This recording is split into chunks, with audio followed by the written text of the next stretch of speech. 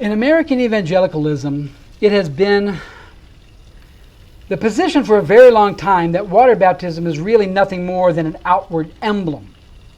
However, in the ancient churches, water baptism has retained a much more theologically significant meaning. It has been the historic doctrine of Christianity from earliest times that spiritual regeneration was regarded as being coterminous with physical water baptism, meaning that spiritual regeneration, the regeneration of the Spirit inwardly, is in some way connected to the outward physical demonstration that occurs in water baptism. The word coterminous means occurring at the same time. So in other words, the ancient Christian belief was that the new birth occurred at the same time as receiving water baptism. Immersion in the water was the moment when the new birth happened. This is why the ancients called baptism the washing of regeneration, and they referred to the new birth event as the baptism of water and spirit.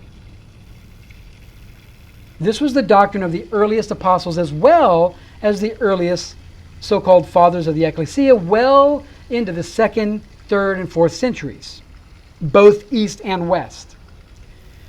They laid firm claim that this teaching of baptism was imparted to them intact directly from the original apostles of the Messiah as part of the apostolic tradition, or what we know as the Apostolic Paradosis, or in Hebrew, the Maseret. This understanding of water baptism is still current even within many of the other ancient churches, like the Assyrian Church of the East, the Ancient Church of the East, the Ancient Church of the West, and among the Syrian Nazrani Christians of Malabar, India. However, most churches in the West, particularly evangelical churches, they're not cognizant of the ancient apostolic paradosis, and so do not perceive this doctrine in their theologies. Now, it is preserved in the ancient Eastern churches, but it is virtually unknown in the evangelical churches of the West. Much more beneficial to present what we do believe in rather than harp over and over about what we do not believe in.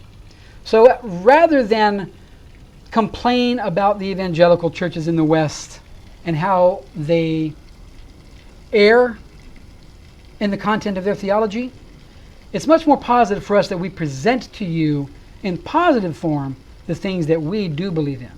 So I like to let people know that our fellowship believes in the Apostolic Paradosis as attested to in 2 Thessalonians chapter 2, verse 15, which says, "Therefore, brethren, stand fast and hold the traditions." That's the word paradosis. Hold the traditions which you have been taught, whether by word or our epistle.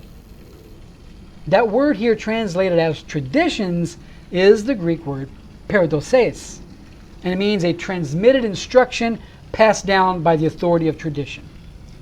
The Apostolic Paradosis refers to the core Christian teachings and practices, including the gospel itself, and specific instructions on living a holy life as taught to the assemblies by the first apostles, both through their oral teachings and through their written letters. This tradition is not about human customs, but about the divinely inspired truth handed down from Yeshua the Messiah to the apostles, which believers are commanded to stand fast and hold to. We believe in the ancient deposit of apostolic teaching as passed down from the first apostles. And that body of teaching includes the place and order of baptismal immersion, called Tebilah. Baptismal immersion stands as one of the 7 sacraments recognized by Apostolic Nazarene Bible Assembly. Be blessed. Until my next video, Shalom.